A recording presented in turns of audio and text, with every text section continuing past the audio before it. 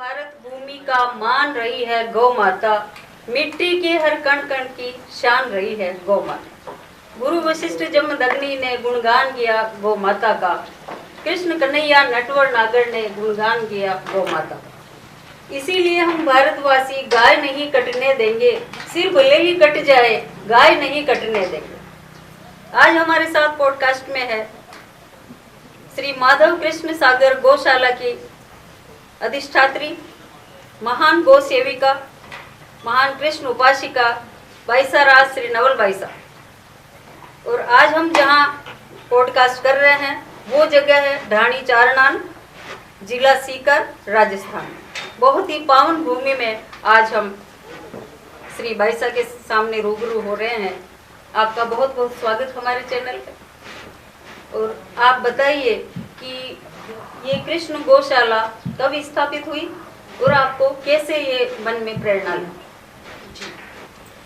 गीतांजलि बहन, सर्वप्रथम तो आपका बहुत बहुत स्वागत है माधव की गौशाला की इस पावन धरती पर। और इस गौशाला की स्थापना के संदर्भ में आपसे मैं यदि चर्चा करूं तो गौशाला मेरे परम प्रिय, मेरे प्राणों से भी जो मेरा प्यारा एक हिरण था, हिरण जो होता है ना, अच्छा, तो वो हिरण, उसको कोई शिकारी वगैरह कहीं लेकर जा रहे थे, उसको उसके साथ ठीक नहीं था तो उसको छुड़वाया गया था, उसका रेस्क्यू हुआ था और 3 दिन का बच्चा था। तो चिकित्सकों को भी ये लगा कि उनको शायद एक माँ की आवश्यकता है हिरण को। तो मेरे पास वो लोग दे गए कि भाई सर इसको आप पालो और जब जैसे ये ठीक हो जाएगा, जैसे ये अपने आप सर्वाइव करने वाला हो जाएगा तो इसको हम वहाँ समराथन दोहरा पर छोड़ देंगे हिरणों के बीच में। तो मैंने कहा ठीक है।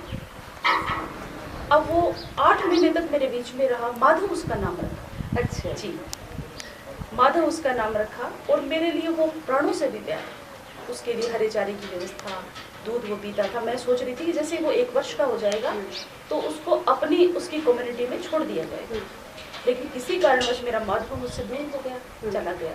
अच्छा, मतलब उसने देह का परित्याग कर दिया, किसी कारणवश वो बीमार हो गया था।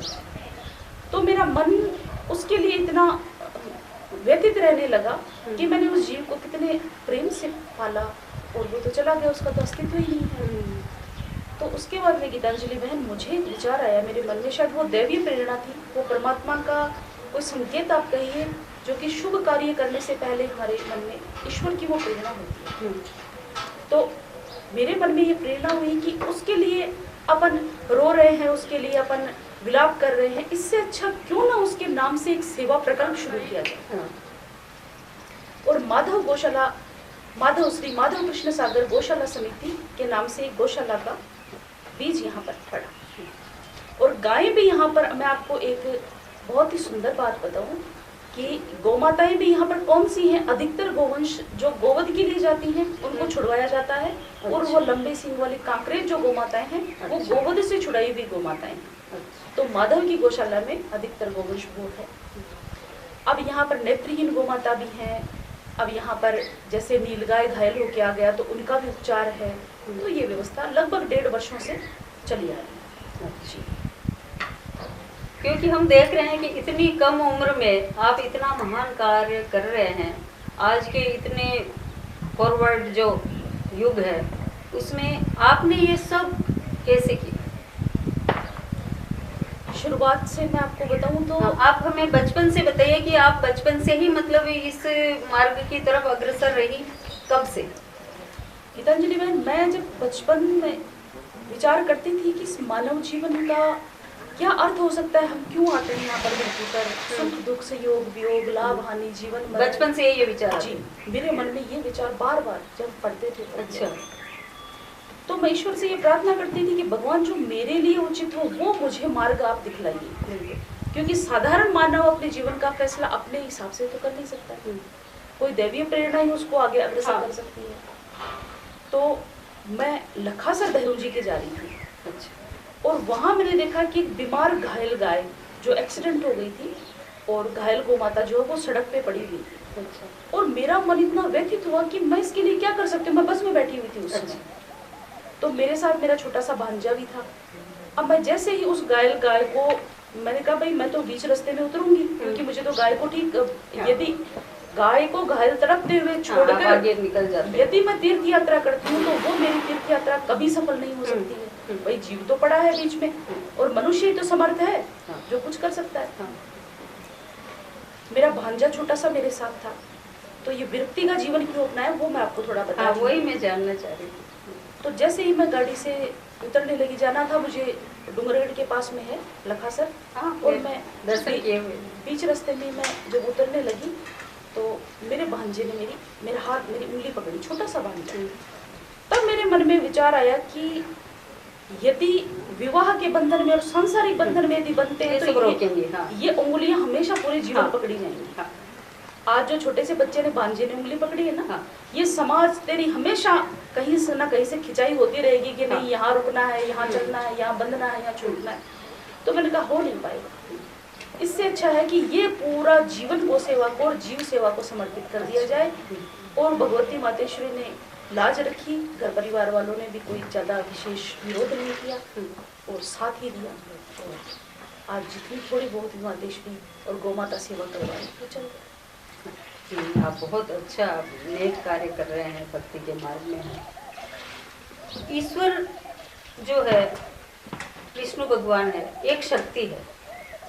तो पहले किसकी उपासना करें, शक्ति की या ईश्वर की? देखिए, मैं ऐसा मानती हूँ कि शक्ति के बिना तो जीवन नहीं। अच्छा। शक्ति तो पहले चाहिए। यदि अपन यहाँ से उठ के अपने को वहाँ जाना है तो सबसे पहले क्या चाहिएगा, शक्ति, है ना।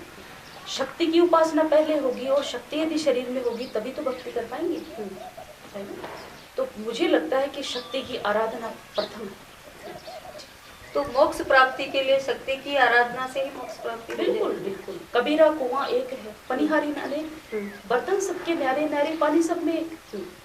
चीज एक ही है, चीज एक ही है, लेकिन वो अनेक रूपों में जब जब आवश्यकता पड़ी, भगवान श्री कृष्ण की द्वापर में जरूरत पड़ी तो वो देह धारण करके आए, और जब आवश्यकता पड़ी तो माँ करणी जी महाराज ने अवतार लिया। और जब जब इस पृथ्वी पर आवश्यकता पड़ती है कि जीव यदि दुखी है, गोवंश यदि दुखी है ना, परित्राणाय साधुनां विनाशाय च दुष्कृतां, तो धर्म की स्थापना करने के लिए ये विभिन्न विभिन्न अवतारों को अपन देखते हैं, बनाते हैं। बाकी तत्व एक, मूल चीज एक ही। तो आप तो महान शक्ति उपासिका है। जी, मुझे माँ करणी का चरित्र बहुत सुंदर है। गीतिका जी, गीतांजलि जी, मुझे करणी जी महाराज का चरित्र इतना प्रभावित करता है कि माँ भगवती करणी जी ने अपने पूरे जीवन में गाय चराई, गौ माता का संरक्षण किया, गौ माता की रक्षा की, रक्षण संरक्षण उसी के लिए कान्हा से लड़े। जी जी जी। करणी जी महाराज के जीवन में आप ये देखिए कि यदि थोड़ा बहुत उनको कहीं पर क्रोधित होना पड़ा बुरे जीवन में, तो वो गोवंश के हितों के लिए होना पड़ा, अपने लिए वो कभी क्रोधित नहीं। और एक मैं छोटी सी आपसे निवेदन और करना चाहती हूँ कि जैसे कोई भी व्यक्ति है, वो कहते हैं कि मांसाहार करते हैं, माता जी को तो बकरे चढ़ते हैं, दारू चढ़ते हैं। अरे भैया, ये मिथ्या वचन है। ऐसा कोई देवता संसार का नहीं है, ऐसी कोई माँ संसार की नहीं है जो जीव का भक्षण करके प्रसन्न हो, कभी नहीं हो सकता ऐसा।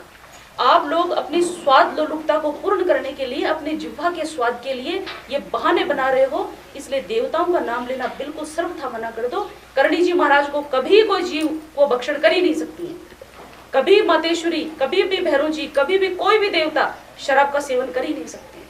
आपको यदि करना है इनका उपभोग तो आप कीजिए ना, देवी देवताओं का नाम लेना सर्वथा उचित नहीं, अनुचित मानती हूँ। और ये जो देशनों के पुजारी है, वो सालों से कितने बकरे कट गए होंगे अब तक? जी नहीं, वो करणी जी तक तो नहीं पहुँचते होंगे। और ऐसे ही शराब का बोतलें चढ़ती है, वो स्वयं पुजारी ही ले रहे होते हैं, तो आपके अनुसार ये बिल्कुल गलत है। बिल्कुल, भगवती ने तो जीव मात्र की रक्षा की है भाई, वो मातेश्वरी कैसे किसी जीव का भक्षण कर सकती है? कभी नहीं हो सकता ऐसा। बहुत अच्छी बात कही आपने कि ये जो बकरे वकरे चढ़ते हैं वो बिल्कुल मिथ्या विचार है, ऐसा नहीं है। संसार में जो भक्ति का मार्ग है, एक साकार के पंथी होते हैं, एक निराकार। तो क्या निराकार में भी भक्ति हो सकती है? जी, क्यों नहीं हो सकती है।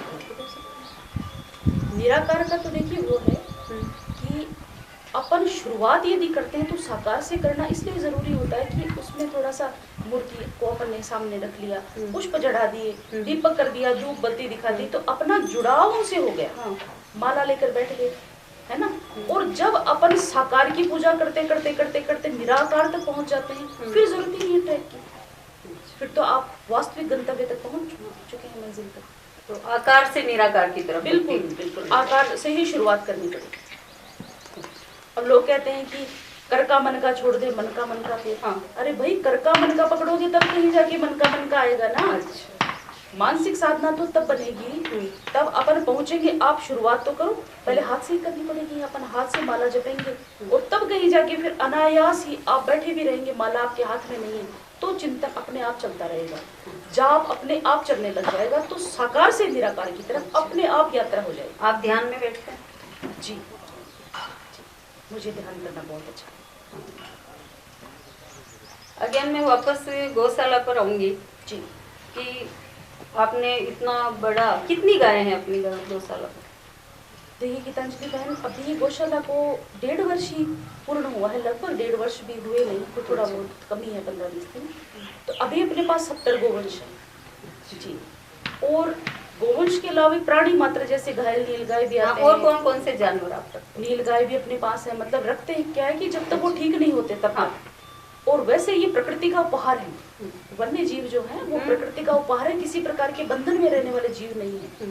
तो जैसे ही वो ठीक होते हैं, स्वस्थ होते हैं और बाहर सर्वाइव करने लायक हो जाते हैं, तो आराम से, ये तो रोई है, खेत है, आराम से स्वच्छंद विचरण करते हैं। यहाँ पर नीलगाय, मोर, हिरण, बंदर, कुत्ते, बिल्ली, प्राणी मात्र जो भी जीव है उनका उपचार यहाँ पर किया जाता है, जो भी आ जाए। तो उपचार के लिए कोई डॉक्टर वगैरह आते हैं? डॉक्टर यहाँ पर आते हैं। आप स्वयं भी थोड़ा बहुत उपचार कर लेते? थोड़ा बहुत कर लेते हैं। गौ माता का जो दूध है उसके क्या क्या फायदे हैं? गौ माता का दूध तो अमृत। गौ माता का दूध सारे जो रोग हैं उनको, मैं कहती हूँ, उनके लिए कोई औषधि, उनको रोगों को दूर करने के लिए कोई है तो वो गौ माता का दूध है। अमृत का अपन क्या वर्णन कर सकते हैं? तो गौ माता का दूध तो अमृत है जो गाय की शरण में आते हैं। गौमूत्र के भी कई अनेक औषधियाँ बनती है, आपके यहाँ से भी गौमूत्र कहीं औषधियों के लिए जाता है? गौमूत्र अभी वो शुरू नहीं है। अच्छा, क्योंकि उसमें थोड़ा सा प्रोसेस जो है वो थोड़ी है। वो अर्क भी बनता है? अर्क भी बनता है। भविष्य में अपन सोच रहे हैं कि गौ माता के जितने भी प्रोडक्ट हैं, गोबर, गौमूत्र वगैरह, तो उनसे अपन कुछ ऐसा शुरू करें। ये जो आपने इतनी बड़ी गौशाला बना रखी है, इसकी देख रेख और जो भी प्रोसेसिंग है, इसमें बाहरी सहयोग कितना है? जी, इसमें ऐसा है कि पूरा जन सहयोग से चलता है। अच्छा, ये जो भूमि है, ये 15 बीघा भूमि मेरे पिताजी ने दान की है। अच्छा, ये आपकी निजी भूमि है? जी, ये निजी भूमि है। और पिताजी ने यही कहा कि क्यों ना, यदि सेवा ही करनी है तो अपने ही खेत में रह के करो, तो कोई दिक्कतें भी नहीं होंगी, हमसे जितनी सेवा हो पाएगी तो हम भी साथ लग के सेवा करेंगे। और जन सहयोग से चलता है। एक हमारी परम गो भक्त और तेमड़ा राय की परम उपासिका सुमन बाई सर, जो कि बीकानेर से, उनका बहुत सुंदर सहयोग और कदम कदम पर, मतलब उनके दिशा निर्देश में। हाँ साहब, ग्रेट पर्सन, बिल्कुल आप परिचित। हाँ, बहुत अच्छा। और विशाल हृदय की स्वामिनी है। और आप ये कहिए कि अब तो खैर परिवार काफ़ी बड़ा हो गया, लोग जुड़ गए हैं जी। जब बिल्कुल ही हम 2-3 ही थे तो सुमन बाईसा का जो सहयोग है वो अद्भुत। बहुत अच्छा समय, बहुत अच्छे से जानती हूँ, और वो आपकी काफ़ी आपकी चर्चा करते हैं। ये उनका स्नेह। इस गौशाला के बारे में हमें जो ज़्यादा जानकारी मिली उन्हीं के माध्यम से मिलती रही है। तो वैसे तो मैं भी आपके इसकी सदस्य हूँ, तो मैं अपडेट रहती हूँ। तो आपके ये सब गौशाला चलाने में या इनको गायों की देख रेख में क्या क्या कठिनाइयाँ भी तो आती होंगी? हर नेक काम में कठिनाई ज़रूर आती है, तो कुछ कठिनाइयाँ भी आई होंगी? जी, कठिनाइयाँ तो ऐसा है कि संघर्ष का नाम ही जीवन है। हाँ, कार्य अपन एक छोटी सी, अपन जैसे 5 किलोमीटर की कोई यात्रा भी करते हैं तो उसमें भी सुविधा भी होगी, दुविधा भी होगी, वही चीज़ है। बाकी ऐसा कोई विशेष जो मेरे हृदय को विदीर्ण कर दे, ऐसा कोई घटनाक्रम नहीं। अच्छा, सहयोग करने वाले ज्यादा हैं और कुछ तथाकथित जो अपने कहलाने वाले लोग हैं हाँ। वो कई कई बार पीड़ित भी कर देते हैं, हम्म। क्योंकि अपने तो कभी पीड़ित करते नहीं हैं, वो तथाकथित होते हैं, हाँ। वो कई बार बनावटी जो बनावटी। अपने बने हुए होते हैं। तो वो लोग करते हैं कई बार, लेकिन वो उनको मैं ये मानती हूँ कि वो उनका दुर्भाग्य है। वो जुड़कर यदि काम करे तो वो भी पुण्य की भागी होंगे, और टांग खींचने वाले भी होते हैं, तो सहयोग करने वाले ज्यादा हैं।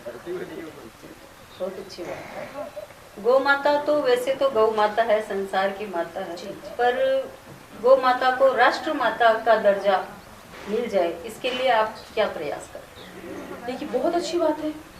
हालांकि भारत की ऐसी पवित्र भूमि है, यहाँ पर युगों युगों से गौ माता का स्थान तो वेदों में, शास्त्रों में, हाँ। सब जगह बहुत- समुद्र मंथन से समुद्र मंथन ये से। निकली है। सृष्टि के प्रारंभ से ही जब गौ माता का आशीर्वाद प्राप्त होता रहा है, तो गौ माता तो उनको दर्जा मिले तो बहुत अच्छी बात है, वरना तो गौ माता तो जगत जननी है। नहीं, पर हिंदू चाह रहे हैं कि आधिकारिक रूप से सरकारी तौर पर राष्ट्र माता घोषित हो। मैं समर्थन करूँगा। जी, आप पूरे समझ। ये गोवध के लिए, गोवंश को जो ले जाया जाता है, उसके लिए आप कोई प्रयास कर रहे हैं उसको रोकने के लिए? जी बिल्कुल। गोवध के लिए ऐसा देखिए दुर्भाग्य है कि भारत की भूमि पर जब तक गोमाता के रक्त की एक एक बूंद गिरेगी ना, तब तक हमारे द्वारा किए गए कोई भी धार्मिक अनुष्ठान कभी सफल नहीं हो सकता। सबसे पहले गोवध बंधन होना। अब जैसे ये गाय हैं, तो उनमें से भी आप ये मानिए कि 30-40% गोमाताएं गोवध से बची हुई गोमाता। अच्छा, आपने उनको यहाँ संरक्षण दिया हुआ है। अब हम लोग जाते हैं तो हम लोगों पर भी हमले होते हैं, पुलिस केस होते हैं, तो ये दुविधाएं तो चलती रहती हैं। लेकिन इन गौ माताओं को जब सुख से यहाँ बैठे हुए देखते हैं, तो हम पूरी वो असुविधाएं, वो मान अपमान, वो सब भूल जाते हैं। तो आजकल एक नारा चल रहा है कि गौशाला नहीं उपाय, एक हिंदू एक गाय। इसके बारे में आप क्या कहते हैं? ये गौशाला तो एक आपात व्यवस्था है। हाँ। गौशाला तो आपात व्यवस्था है। यदि वास्तव में हम हिंदू हैं तो घर घर में गाय होनी चाहिए। हाँ। गाय बिना कौन सा घर है? आजकल उल्टा हो रहा है, कुत्ते पाले जाते हैं। कुत्ते पाले जा रहे हैं, और घरों में ऐसे कहते हैं भाई जगह इतनी कम है, जगह इतनी कम है। अरे भाई, तो तुम लोग जो कुत्ते को रख रहे हो, और कुत्ता भी रखो, कोई दिक्कत नहीं, वो भी बेचारा जीव है, उसके लिए भी अपने मन में भाव अच्छे होने चाहिए। लेकिन गोमाता पाली जाएगी ना जब घर में, तो उस घर को स्वर्ग कहेंगे, पर वो घर नहीं रहेगा, स्वर्ग हो जाएगा। तो घर घर में गोवंश बंधे। अब गौशाला तो आपात व्यवस्था है, और इसको मैं बहुत अच्छा नहीं मानती गौशाला। अगर हर हिंदू ही गौ माता का रक्षक हो जाए तो ये बड़ा दुख होता है जब सड़कों पर आवारा, मतलब गांव माता को आवारा बोला जाता है, जबकि गौ माता के लिए शब्द यूज नहीं होना चाहिए, पर वो ऐसे ही नजर आ रही है तो लोग ऐसे ही बोलेंगे। जी, उसका क्या कोई सटीक उपाय हो सकता है? देखिए, वही चीज़ है कि जो दुनिया चलती है तो अर्थ इसमें प्रधान है। जब तक गोमाता को अर्थ से नहीं जोड़ा जाएगा, जब तक उपयोगिता से नहीं जोड़ा जाएगा, उपयोग में नहीं लिया जाएगा, तब तक संभव नहीं है। बातें तो होंगी लेकिन संभव नहीं। गौशालाएं भी कितने गोवंश को संभालेंगी? मेरे पास यहाँ पर कम से कम 2 या 3-4 लोग ऐसे आते हैं, भाई साहब हमारी गाय बूढ़ी हो गई है, अब हम उसको रखने में असमर्थ हैं, 5 साल जब तक उसने दूध दिया वो हमारे पास रही, इतना गलत है, आप रख लो। तो हम उनको ये कहते हैं कि भैया, वृद्ध जब माता पिता हो जाएंगे उनका क्या करोगे, और आप स्वयं भी हो जाओगे। बिल्कुल। घर घर में गाय बंधेगी, और अंत तक गाय की सेवा। ऐसा नहीं कि वो दूध दे रही है तो वो गाय है, वो गौ माता है, और वृद्ध होने के बाद में उसको घर से निकाल दिया। तो घर घर में गाय हो, और जब तक उनके जीवन के प्रारंभ से लेकर जीवन के अंत तक सेवा हो, तब कहीं जाकर हम सच्चे गौ सेवक कहलाने के अधिकारी हैं। तो आज की युवा पीढ़ी को आप गौ माता को और अच्छा संरक्षण मिले, इसके लिए क्या कहना चाहिए? देखिए गीतांजलि बहन, एक मैं आपसे निवेदन करूं कि पिछले 10 वर्षों से मैं एक बहुत सुंदर सकारात्मक परिवर्तन देख रही हूँ गौ माता के। और ये मैंने जीवन में अनुभव किया है कि आज से बहुत सालों पहले, 10-15 वर्ष पहले अपन देखते थे ना, 15 वर्ष पहले, तो सड़कों पे घायल गाय यहाँ पड़ी है, वहाँ पड़ी है, वहाँ पड़ी है। लेकिन अब पिछले 10 वर्षों में ऐसा परिवर्तन आया है कि जहाँ कहीं भी घायल गोवंश दिख गया तो लोग उसको तुरंत उठाएंगे, किसी गौशाला में, किसी गौ चिकित्सालय में उसको पहुंचाने का प्रयास करेंगे। तो परिवर्तन तो आया है, लेकिन परिवर्तन वास्तव में कब होगा कि वही बच्चे घर आकर ये कहें कि हम तो भाई तभी आपको मान सम्मान पूर्ण रूप से दे पाएंगे जब आप एक घर में गौ माता है। हाँ तो बच्चों की कहीं तो माता पिता मानेंगे। हाँ, बहुत अच्छा उपाय है। आप तो स्वयं विराजमान रहते हैं गौशाला में ही, गायों के बीच में, तो आपकी क्या क्या अनुभव है, क्या क्या आपसे हमें जानकारी मिल सकती है कि गौ माता का क्या प्रभाव है? बहुत ही सुंदर आपने प्रश्न किया है कि गौ माता तो एक कल्प वृक्ष कह सकते हैं। मैं अतिशक्तिपूर्ण नहीं कह रही हूँ, अनुभव के आधार पे कह रही हूँ कि गौ माता एक कल्प वृक्ष है। इसके नीचे आप बैठ के जो प्राप्त करना चाहें वो प्राप्त कर सकते हैं। ऐसी कोई वस्तु, ऐसी कोई अभिष्ट कामना नहीं है संसार की जो गौ माता के पास नहीं। सब कुछ है उनके पास। केवल पशु भाव त्याग कर और मातृत्व भाव को अपन ध्यान में रखकर, हृदय में रखकर यदि कार्य करते हैं, उनकी सेवा करते हैं, उनकी देखभाल करते हैं, तो गौ माता तो जगत जननी है। उनके पास किसी चीज की कमी नहीं। इसी के जहाँ पर गौ माता विराजमान है, गौ माता की जो गोबर का जो उपला बनाया जाता है, जिसको कंडा भी अपन बोलते हैं, छाना भी बोलते हैं, उसको जलाया जाता है तो ऑक्सीजन, अच्छा, ऑक्सीजन बिल्कुल ऑक्सीजन मिलता है बहुत सारा। और गौ माता के दूध से जो घी प्राप्त होता है, उससे आप 1-1.5 चम्मच भी जो घी होमा जाता है, हवन के रूप में कार्य किया जाता है, टनों ऑक्सीजन बनती है उससे।